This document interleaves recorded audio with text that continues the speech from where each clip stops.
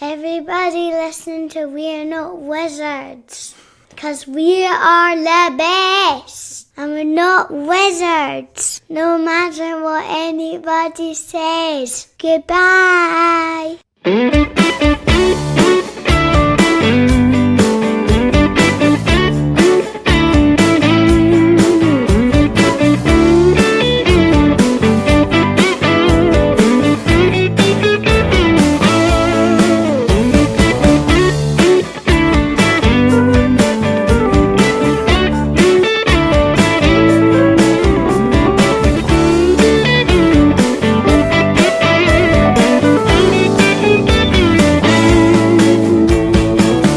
Hello and welcome to another episode of We're Not Wizards. My name's Richard. I'll be your host for 2019. Yes, we're still singing 2019 until it gets past into January, then we'll do a normal intro.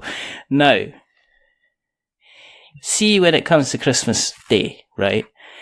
And then you get your presents and it confirms one of two things. It either confirms that you've been quite good during the preceding year, or that you think it could be improved. Now, I got socks and a jumper for Christmas, so I thought I must have done something wrong. I didn't realise that my Christmas present wasn't going to be arriving until a month later. Because joining me today, it's a man. It's a legend. He has been the mayor of the city of Remnants. He has set that place on fire. In the wake, he has brought us ashes and he has risen the phoenix born. I bring you the vice president of ideas, wonder and loveliness. It is His Royal Highness, the Baron of Brilliance, Isaac Vega. Oh my gosh. Like, I have nenever had such a lovely intro. Thank you so much, Richard. Wow, I feel very special now. I must admit that I don't do that with everybody. Your check will be in the mail. Is it? I don't know. Yeah, I mean, I'm quite willing to accept. Let's face it, let's not lie about it. If somebody sent me a check in the mail, I'd be like that. I'm not going to be like, no, I'm not going to take that money. I just ran a Kickstarter, for goodness sake. If somebody sent me some more money, I'd be like, yeah, that'd be fantastic. Thanks very much.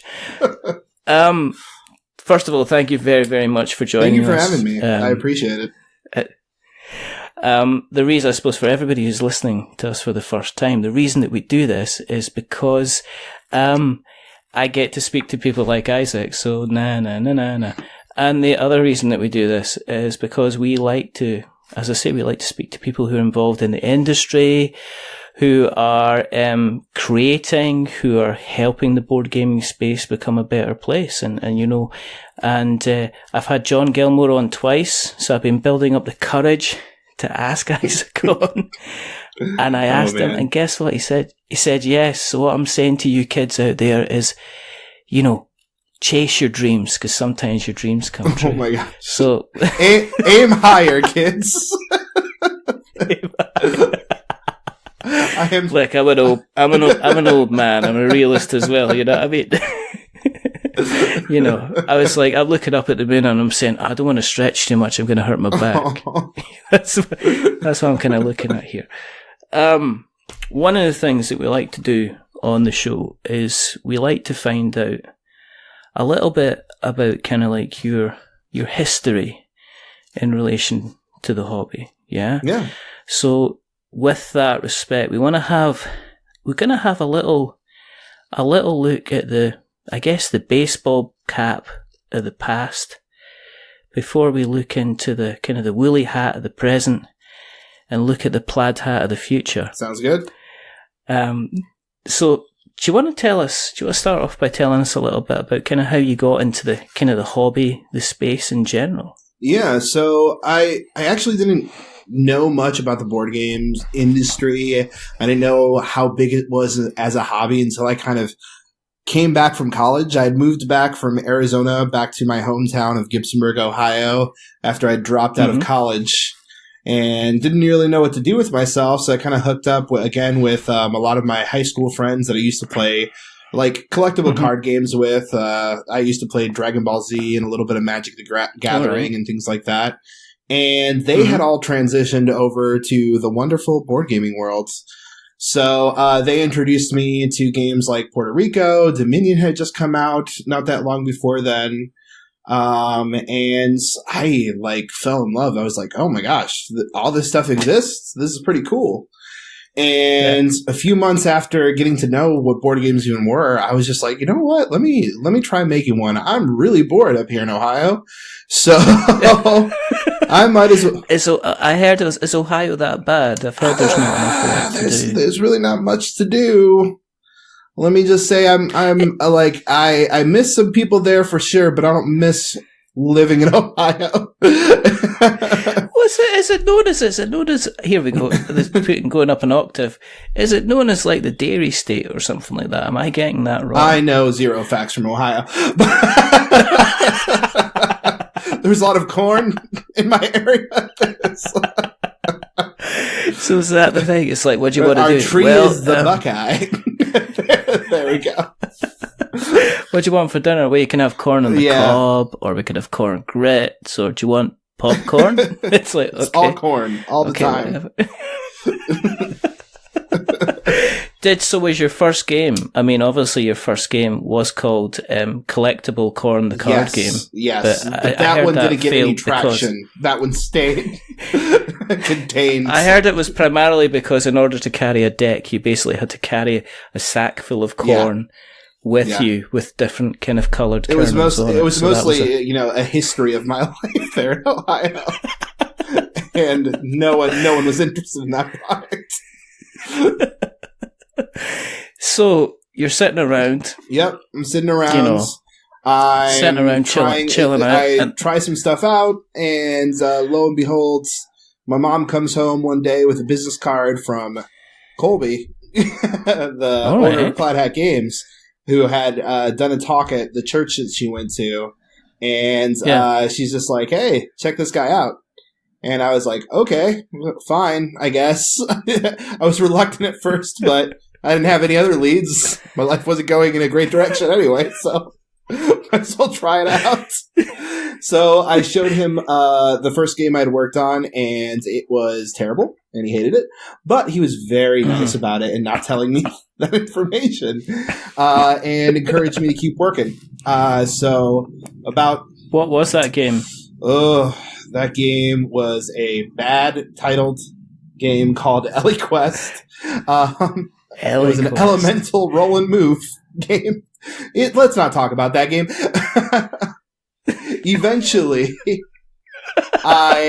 move on. Eventually, I pitched what would become my first game, City of Remnants, and he enjoyed the concept so much that he told me to start working on it right away. And shortly after I showed him the prototype, he ended up contracting it, kept working on it, and that's pretty much how everything started. I just kept going to his game nights that he hosted and seeing how the company evolved, volunteered for everything I could possibly be a part of, and eventually, I think about 2.5 years in, 3 years down the line, I got hired full-time as his first hire.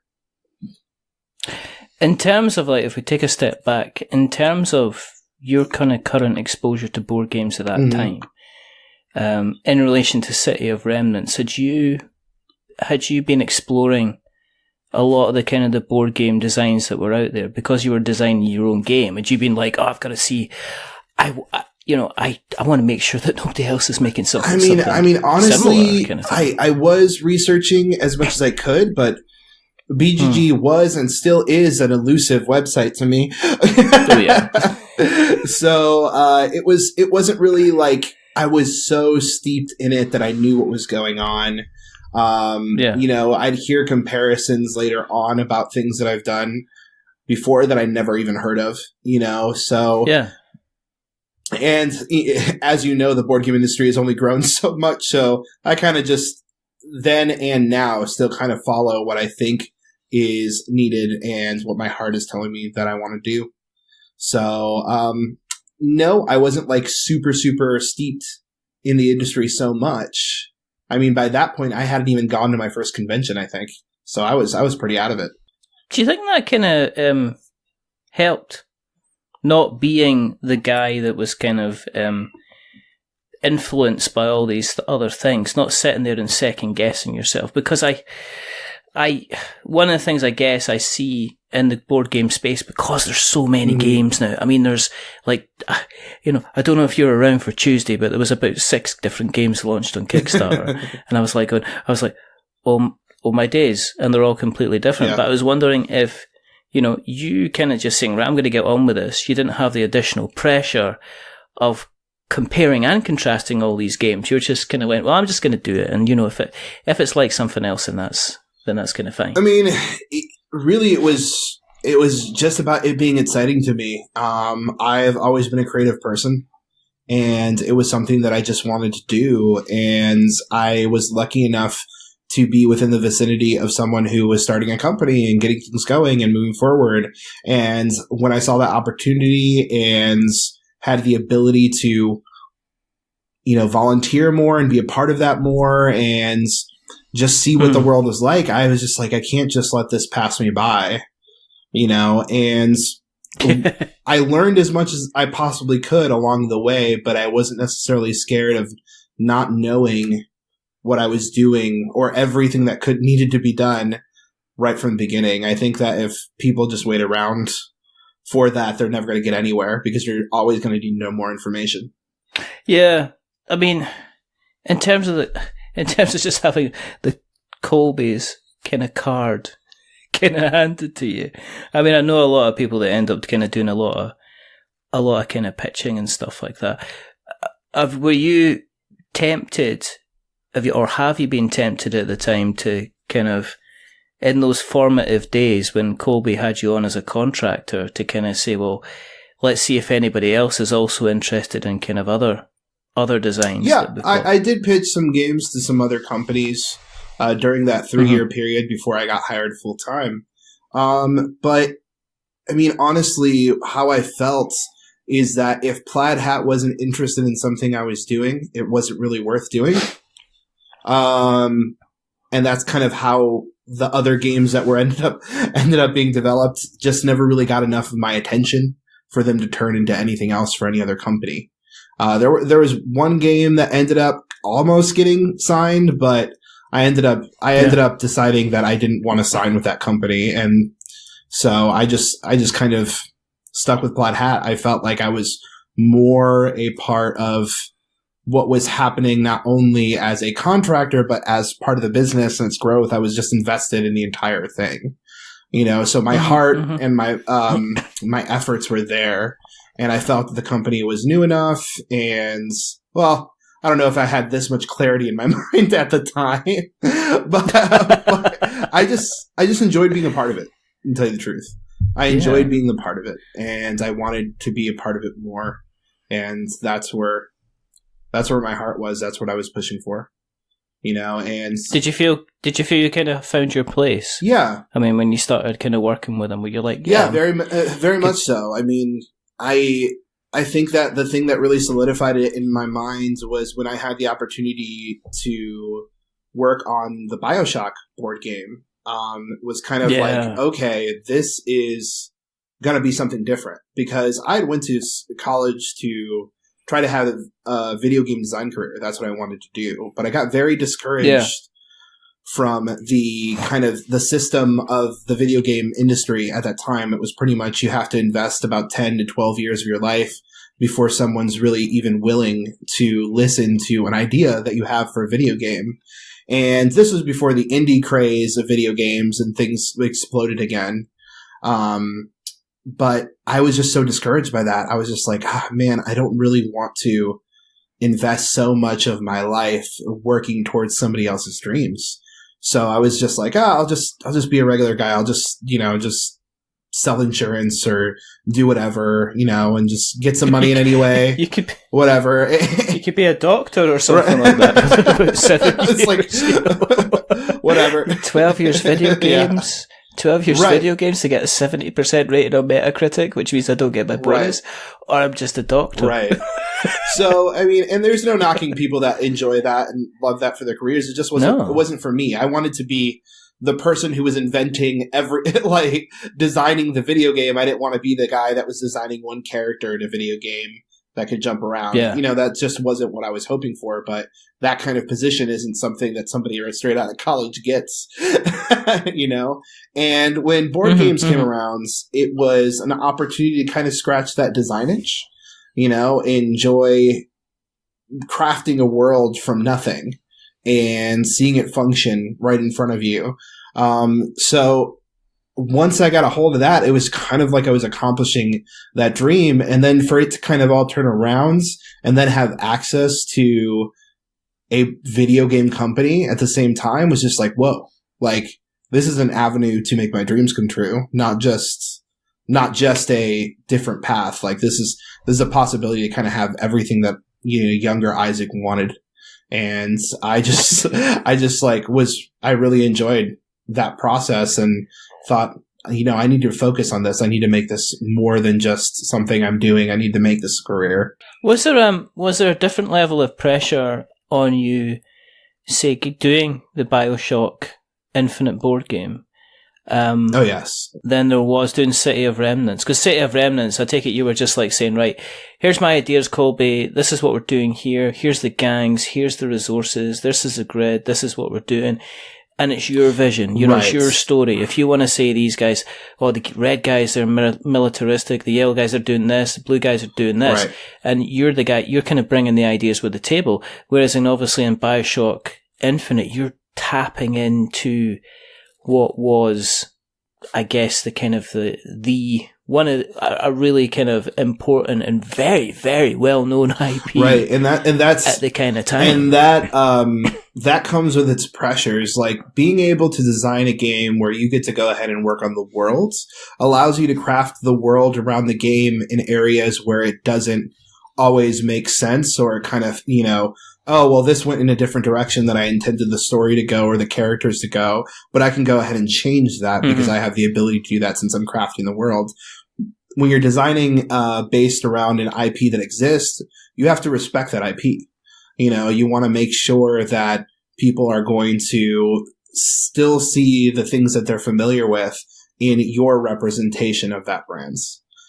So you have to take all of that into consideration, and then there are changes and things that come from people that own the property that have to be made in order to please them as well. So you're not only trying to please the customer, but you're also trying to please the people that own the rights to the characters that you are representing. Yeah, I see that. Let's face it, one of the most obvious ones is the Dark Souls board game, where obviously one of the things that Steamforged has said is waiting for them to get feedback regarding changes that they've made has turned into kind of like a review process, and they've got other departments kind of coming on from FromSoft and Bandai Namco saying, yes, no, you've got to change this, you've got to change that. I remember, for instance, there was this thing where they were introducing the NPC figures, and people were saying, they're not holding any weapons, they're just kind of standing there like they're passive, why aren't they in poses? And they said, well, we have to get clearance to put them in particular poses, kind of thing, to get them recognised. And I can kind of understand that. At the same time, obviously I hear of, like, say, Eric Lang going to be bringing out the Bloodborne kind of board game with minis and everything, and part of me is thinking, you do fantastic work, Eric, but I hope you're bringing out the extra strong kind of shoulder pads for this one, because there's going to be an awful lot of kind of pressure and an awful lot of kind of weight on it as well. The reaction to BioShock, were you pleased with how people kind of reacted to the game, what they thought of the game and how they played the game? I was pleased with what I had done and how I had represented it for the company. But if I am telling the truth, there were some things that I would definitely change at this point in my career. One of the things that I don't think we considered enough was the BioShock audience, their expectations of pricing and expectations of complexity. And it definitely was more of a board gamer's game. Mm-hmm. You know, and Yeah. there's reasons why you see a lot of stuff in grocery stores, Walmart, and things like that are priced at $30, but have the Fallout brand or Walking Dead brands on them, don't really necessarily connect with a board game audience, but they connect with a different type of audience. So there's kind of a special balance that needs to be made when you're working with an IP that is so widely popular. Yeah. As again, I think when you're doing that, when you've got people that are expecting to pay $50 Mm-hmm. and they've got an entire world, then when it comes to the board game, it's like how do you make a different huge experience if people are expecting kind of 60, 70 Right. hours kind of out of it? How do you do that? And it's a kind of a huge kind of undertaking. Mm-hmm. When you were working on BioShock Infinite, I mean, where were you? Did you have other things on the go at the same time when you were working on that, or were you purely focused on BioShock Infinite at the time? So I think I submitted that one before I started working heavily on any of their other products, at least to production. There's always that time gap that we have right after a game is sent to the manufacturing, and then when it actually comes out. So you're actually working on a lot of other products in between that time. But there's little edits and things that come through during that time. I don't remember super clearly, to tell you the truth. I'm sure I was working on a lot of different things. One of my issues early on as a starting off it with design is that I made a lot of things. When I was first starting out, I would have a new design pretty much every month. I would have something that I'd want to show people, and it's like, oh, I'm trying this out, and this is this interesting thing that I'm trying out. But I noticed that would take a lot of time away from the thing that I needed to focus on. And since then, I've developed into more of a person that kind of works on one project, works with it with all of my focus, and then after that project is finished and I feel it's complete, I move on to something else. Mm-hmm. So there's always stuff working in the back of my brain, and always different mechanics that I want to explore and different worlds that I want to create. But I try to not actually put a lot of effort into those things until I'm finished with the thing that I'm focused on. But during that time, I'm sure I was working on other things, but I don't know I don't believe Dead of Winter had started or Ashes had started at that time. They may have just been in the back of my mind. But they were definitely started right after that. With Dead of Winter, and I mean, Dead of Winter is one of my favourite games. In fact, I drew a picture of, I think it was you and John and Jerry and Colby as zombies. Oh, I remember that. John Gilman. Yeah. I remember that. Yeah. So I did that. Yeah. That was the first step to try to get you on the show. No, that's a joke. But anyway, no, it's true. It's not true. It is true. I'm sad that way. But I mean, Dead of Winter, I think, was one of the first games where I went, this is how board games could be. Wow, because it took us in a completely kind of different direction. For me, it was really a kind of a substance over style game. It still looked fantastic, but I think if Dead of Winter was made nowadays, there would be, if it had appeared on Kickstarter, there would have been a push to have, several thousand zombie minis and every main character to kind of have minis on it as well. How did that come about? Were you and John just sitting down together, kind of spitballing ideas? Did John come to Plaid Hat and say, did they pitch the game? Or was it something that kind of, how did that kind of come about? So me and John were friends, and I had been going to his game days in Ohio pretty much every month, pretty religiously, because I was connected to him through some of the friends that I introduced me to board games that I went to high school with. So they had been going to his game days for a little bit, and when I heard about them, I pretty much went with them every single time I could because I had so much fun at them. So he had been working on a zombie game that he showed to me at that time, at one of his game days, he'd just kind of taken it out, and it was really bad.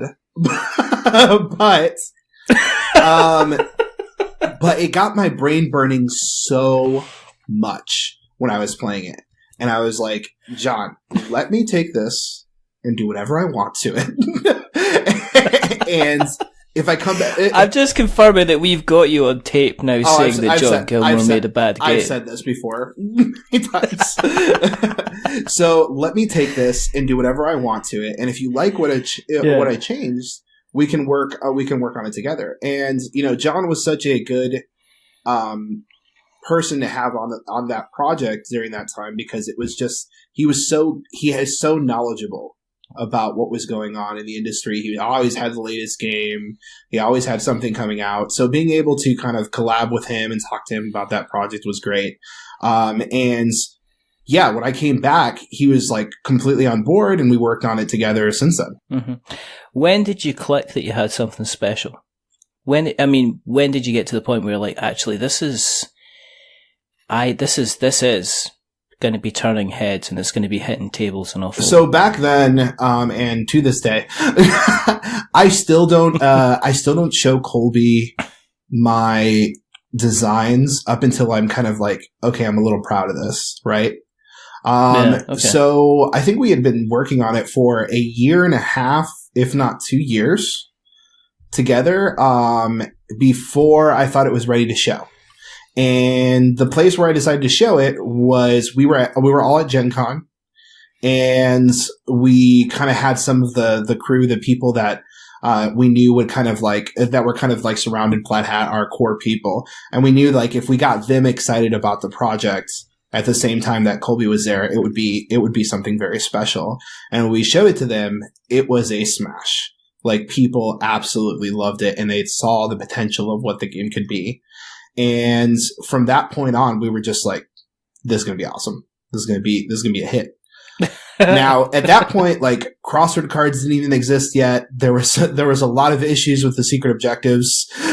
Like, I think you had 3 different potential secret objectives every single time you played the game. There was a lot of stuff that was still messed up, and it'd still probably be another year and a half before it was going to be released. So there was still a lot of stuff that needed to change, but that's pretty much, I'm pretty sure, and I think John would agree, that's when we knew that it was something special. I just remember kind of sitting there going, feeling tense, and because of what was happening in the colony, it didn't matter, there was many, it was the fact there was characters built in there, and you were given, it was like, here's 2 little babies to look after. Yeah.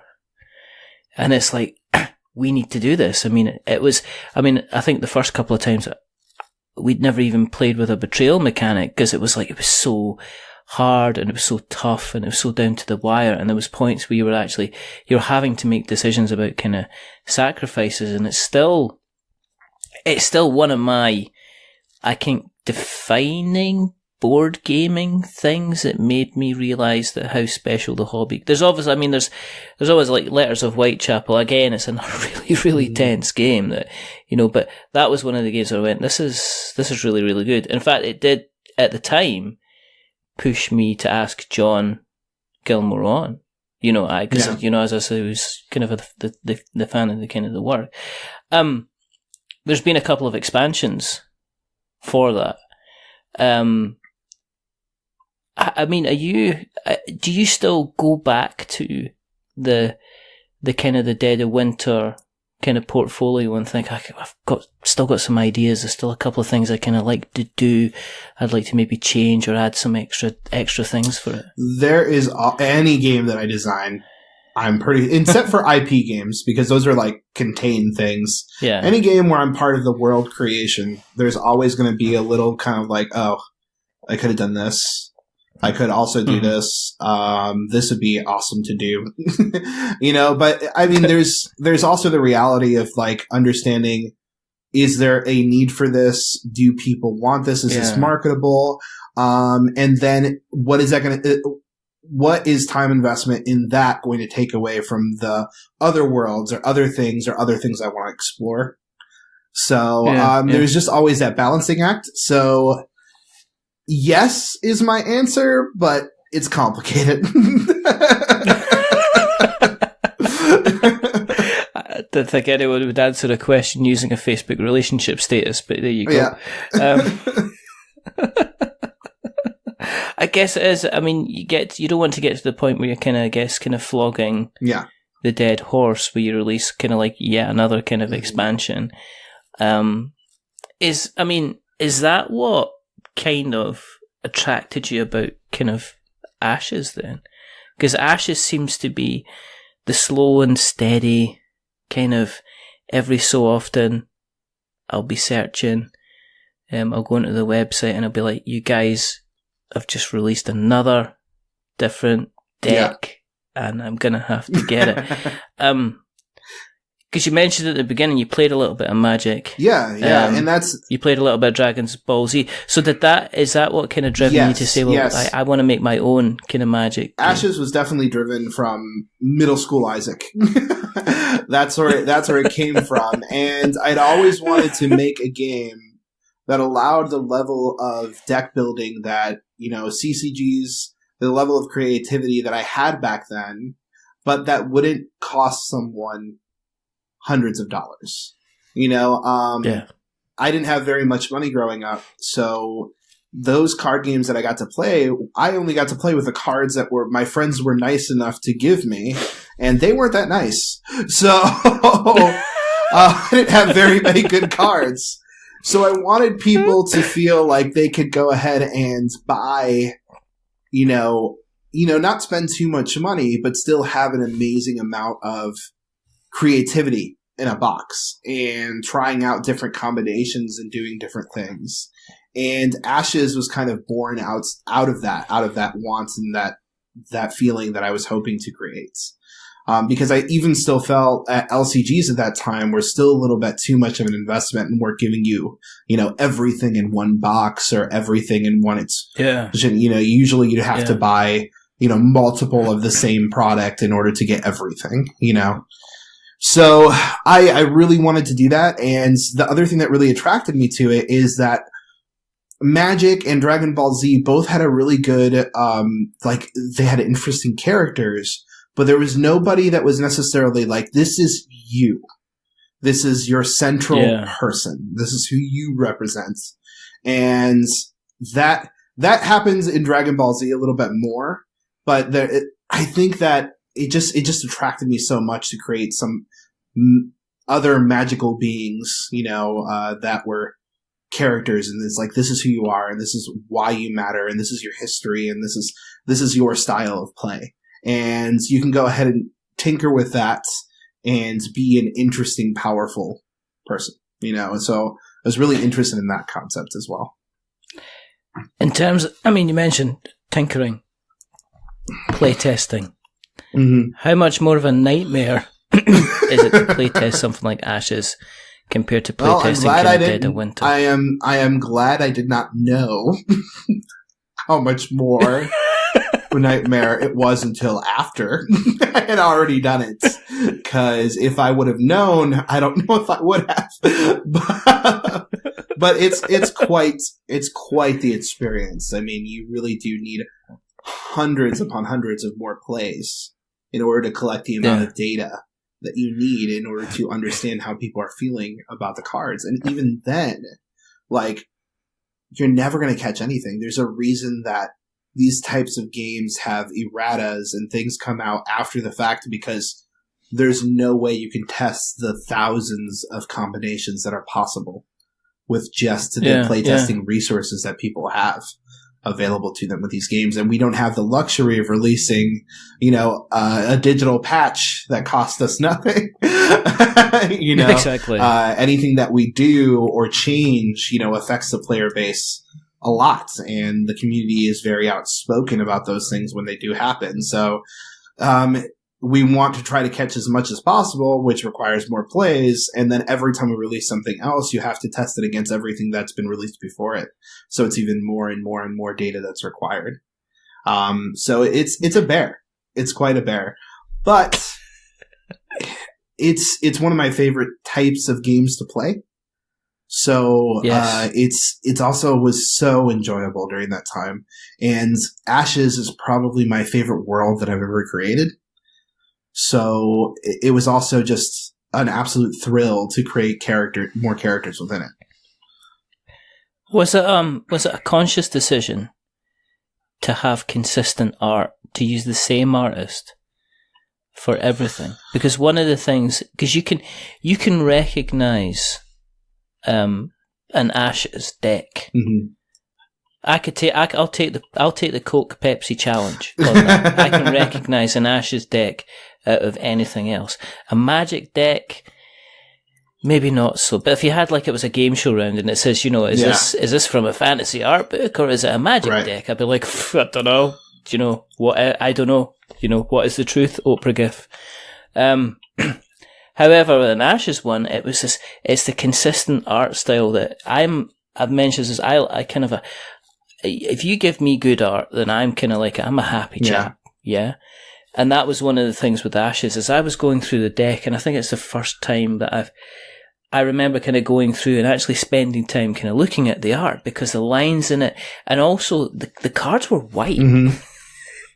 Which usually it's browns and greys, and it's they've taken it from the bottom of the shoe, kind of type of the palette, kind of thing. And here I was holding a kind of a deck of kind of white cards with illustrations on it, and it really made the illustrations, the different characters kind of pop, and there was a realism to kind of that. Was that something that you decided kind of really, really early on within its development? Yes, it was. Yeah. It was very, very important for me for Ashes to look different. I had always actually hated the look, especially of the graphic design on a lot of card games prior. So my goal with that was very much I wanted to be beautiful and clean. I want the art to shine and pop right off the page. And usually nothing does that better than just white backgrounds with some variations. And when, Dave, our graphic designer, was able to put some stuff together according to the vision that I had hoped for. And Fernanda was able to come through with her amazing art pieces. It was just fantastic. When Dead of Winter came around, I took over as the art director. Dead of Winter was my first project to work on. Mm-hmm. And I had found Fernanda and loved her stuff so much and thought it worked so well for Dead of Winter that I had to have her on the project. So I reached out to her even before I was allowed to. Just no, don't say anything. Don't say anything. But I might be able to get you in the don't say a word. But Ashes. Anyone emails you, it's got Ashes in it. You got to do the surprise face. So practice your surprise face. And even I had actually originally I had thought, you know what? I think I want to go with a different style for Ashes than Fernanda, and I had enjoyed it working with her so much that I thought, let me see if she can go ahead and do this different style that I'm hoping for. And when she had brought back some of the work that she was working on, I was just like, no, this isn't right. This isn't who she is. This isn't coming through. I can see the pain in her strokes that it wasn't who she was. So I was just like, Fernanda, just do what you do best, but do the direction that I'm doing, but do it in your style. Don't try to recreate somebody else's, And when she came back with the first character, which was actually Brennan, who was released as an expansion, we ended up not using Brennan for the first set. But when she came back with that piece, it was just like, this is going to be perfect, and people are going to love this. So from that point on, I just kind of let her be her, but trying to still come through with the vision that I was hoping for with the characters and their stylings and their clothing and everything from where they were from. It was, I kind of went crazy with that one. So, but man, oh man, Saria is always going to be one of the pieces that I am so, so proud of, because I don't think before that point I had ever seen a character more clearly. She exactly to the point. It was was perfectly done by Fernanda, exactly how I saw it in my mind. And I just knew that it was going to be something special, that people are really going to connect with these characters and her styling and the way that Dave put the graphics around those characters in order to make them shine, was gorgeous. And I loved it. And it's exactly what I was hoping for with Ashes. I mean, is it going to be something that's going to just gently tick along? Are you going to, you still going to be continuing to work at that? Or are you going to reach a point where you've got to say, well, this is it. This is it. Everything's going to finish. Well, that's a little bit out of my control. But it's, as long as it's still profitable. I mean, there's another set coming out soon. So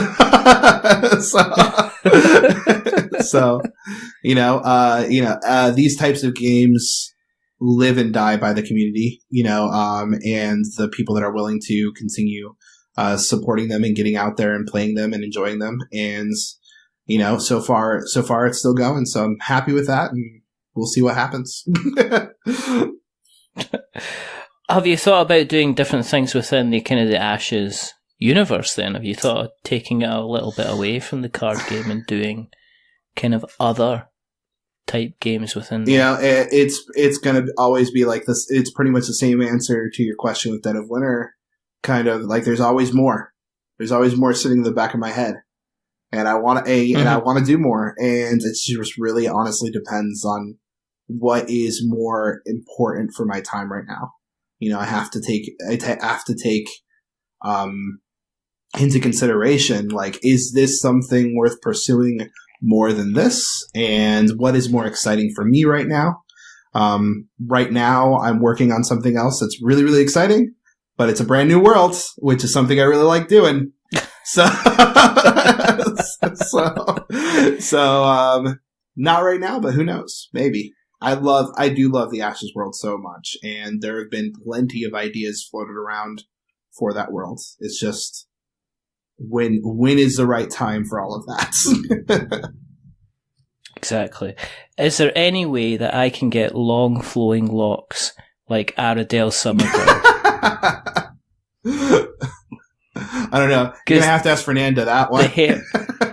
The hair is, that is spectacular hair right there. I don't know what the hair regime is. I'm assuming that it's just fresh water that she uses on those locks because they are lustrous. Yes.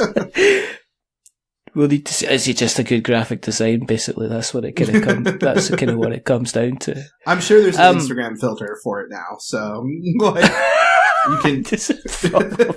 You better watch out because you could end up getting tagged in some kind of dodgy Twitter photography in a couple of hours when I find the kind of the Aradale kind of filter on Facebook or whatever, Snapchat.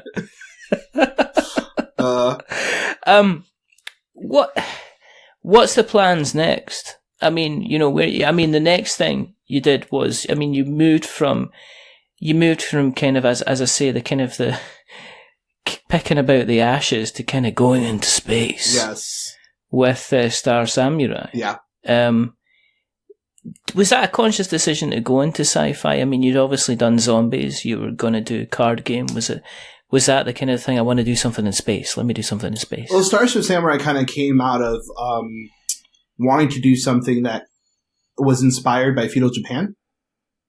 And I had always been thinking about that in the back of my mind, and Starship Samurai just kind of came to me and it's like, you know what? There's so many feudal Japan games, but you know what there isn't very much of? Lots of giant mech games in the board game industry. I thought you were going to say there isn't a lot of sharks on lasers. And sharks on lasers and giant robots in feudal Japan. What are we going to call it? We could call it Laser Shark Starship Samurai. Exactly. Kobe just went, no. And so you just cut off the first part. Exactly. You can have the second part. You can't have the bit with the sharks and the lasers. But I wanted sharks and lasers, Colby. You're no fun. I was also getting very jealous of all of these awesome Kickstarter games with giant miniatures. So, and I had never done a game with giant miniatures, so I really wanted to do one because it looks really cool. So, it kind of all came out of that, me really wanting to explore something in that style of world and telling that kind of story. And I just really enjoyed the concept, and actually floated around a lot of different concepts early on when I had the mechanics of the game down. But that one seemed to resonate with people the most. So, yeah, that's how Starship Samurai was born. Is it kind of exciting to be able to kind of say, I'd like to work on this, and as long as it kind of all works out, then you can basically kind of jump from genre to genre? I mean, do you, with things being commercialized, a bit more commercialized nowadays, and I'm obviously, Plaid Hat's owned by Asmodee, and obviously Asmodee will just say, make money, people, and then you'll go and make money and they'll be happy. But, with the sheer volume on the amounts of games that seem to be coming out, do you also, and with you obviously being a business, do you also need to look at kind of current trends and kind of what's hot? Is there such a thing as what's hot in board games? I think we're always, as a studio, we're looking at what's working for us as a studio. Yeah. We want to make sure that we're kind of carving out who we are as a company. And as we've grown more and more, and we've done this for a longer period of time, and the people that work with us have more experience, we're noticing more and more that what we're good at and what we're good at focusing on is creating worlds that tell good stories and are able to allow players to be part of those stories. Dead of Winter and Mice and Mystics are really kind of the games that really formed who we are. And they continue to be the games that are the most successful for us.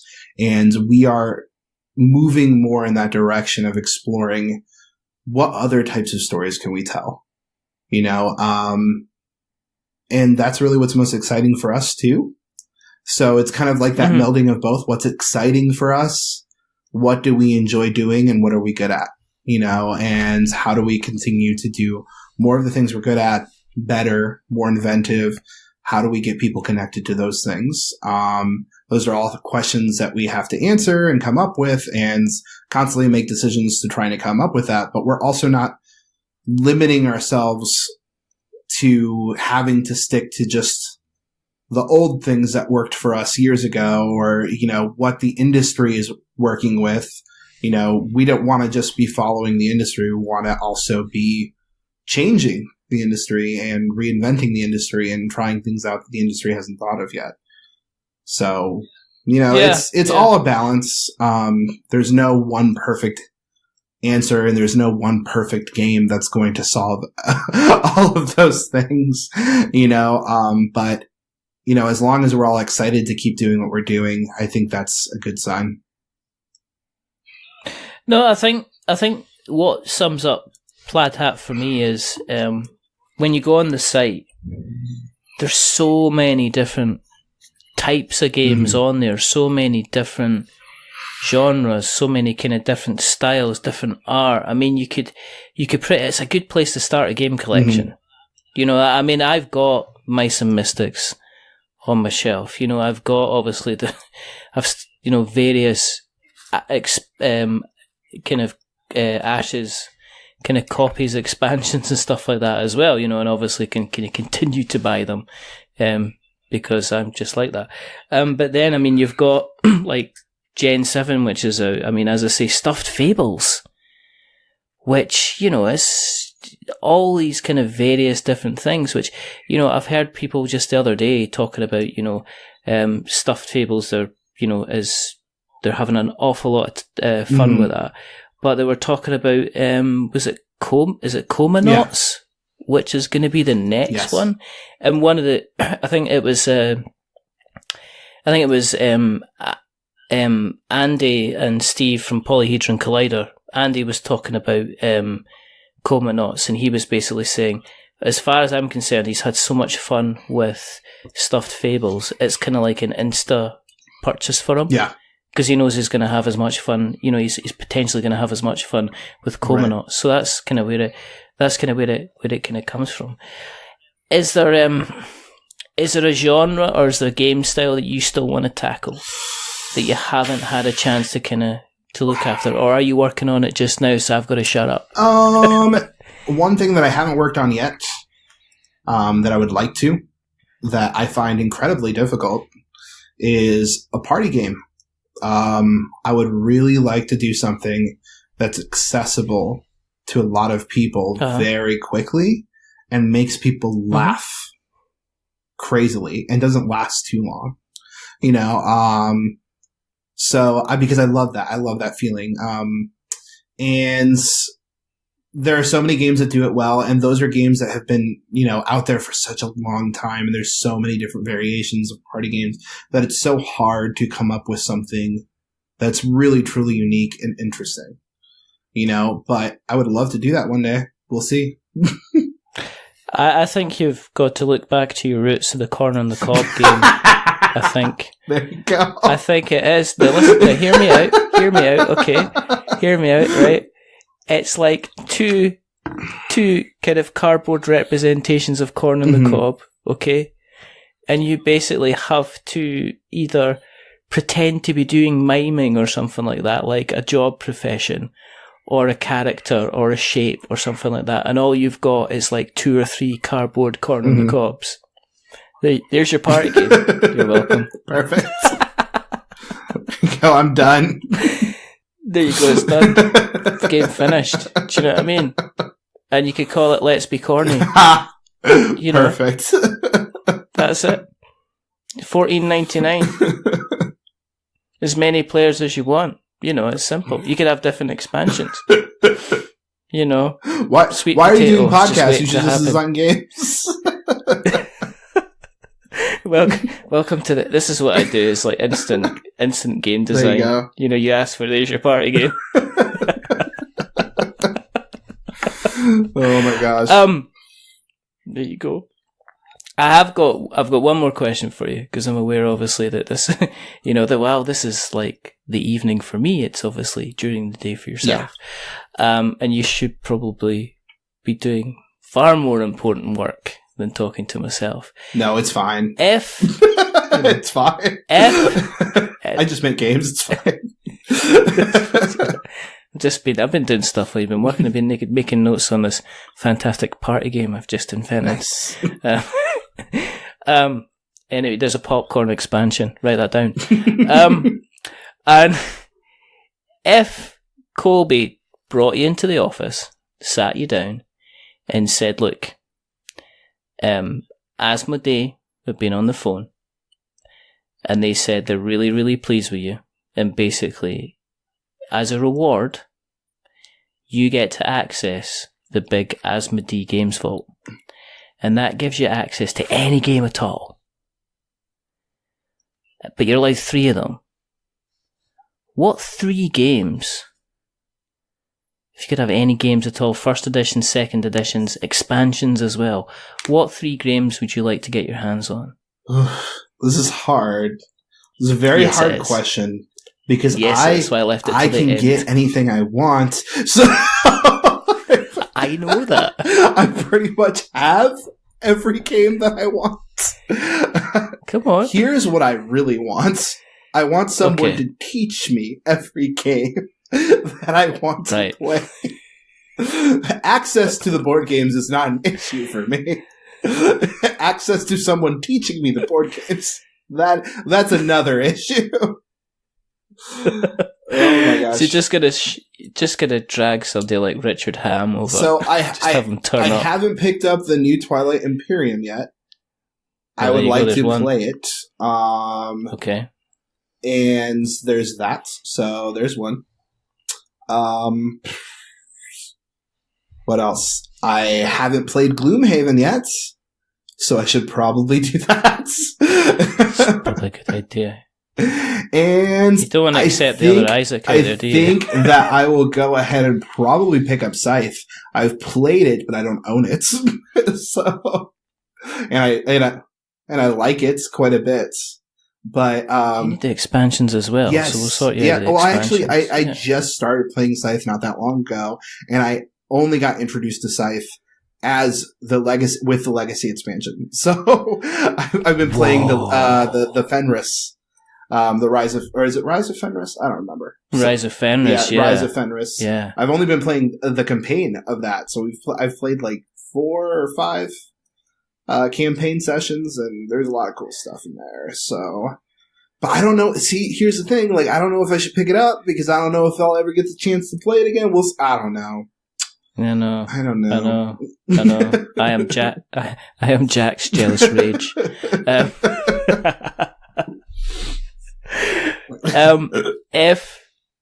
If people want to keep an eye on what you're up to on the internet webs, where do we find you on the internet webs? You can find me at Isaac's Ashes on Twitter.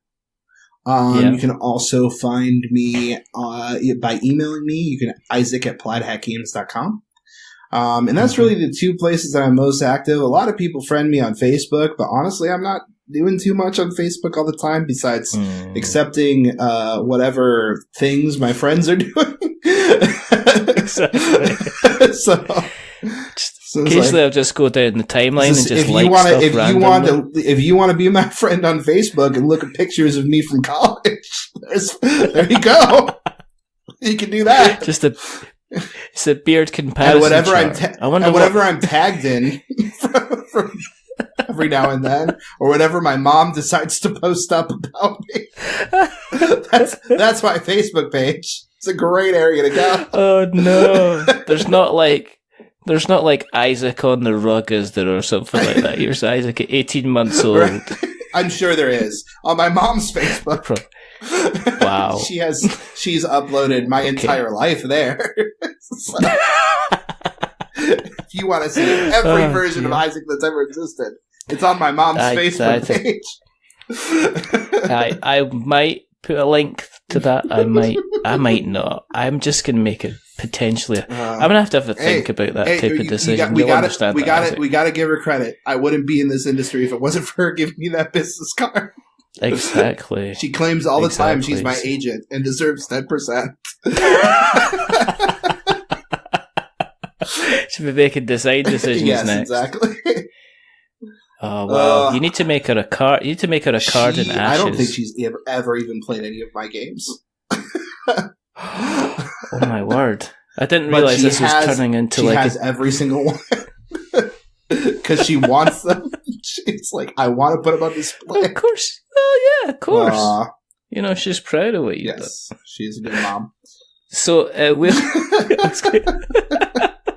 we'll take these links and we'll put them in the show notes. Yes. And either there's going to be a lot more Isaac in your life, or you know, you're going to make a choice. You just then have to understand why you made that choice.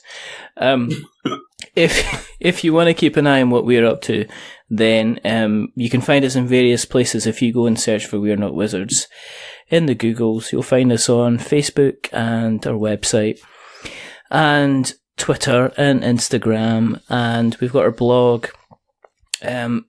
You can find us on all the various podcast catchers like Stitcher and Spreaker and Acast and Castbox and Spotify. For some reason we're on Spotify and people listen to us on Spotify. I don't know what horrific shuffling mood you must be in if you're listening to like Ariana Grande and the next thing you know you get some mad Scottish guy talking to somebody else. I don't know, that's obviously again your life decision. You have to understand why you made that decision.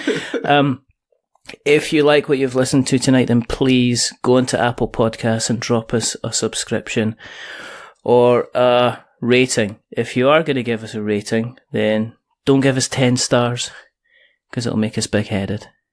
But don't give us 1 star because it'll make us cry.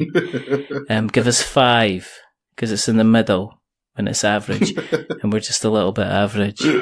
But the person who's not being average tonight or today or tomorrow is rather wonderful. They're rather fantastic. Isaac Vega, thank you very, very much. Thank you for coming on. Thank you for having me on, Richard. I appreciate it. It's been a pleasure. There's only 3 more things to do. Well, 3 more things. The first thing is if you have liked what you've listened to tonight, go and tell somebody. That'd be brilliant. The second thing is to remember that we are many things, but we're not wizards. Are we wizards, Isaac? No. You're very not wizards. You're many things, You are not wizards. Definitely many things, but not wizards. And the third thing is to say goodbye. So it's a goodbye from the wonderful, the fantastic. I need to leave now. You have to leave now. I gotta go. Say goodbye, Isaac. Bye, everyone. I love you.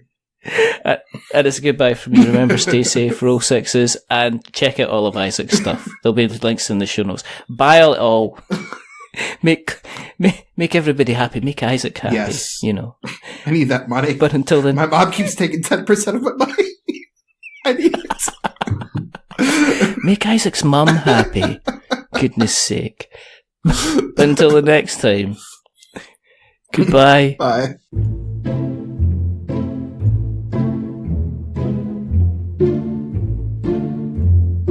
A wizard is never late.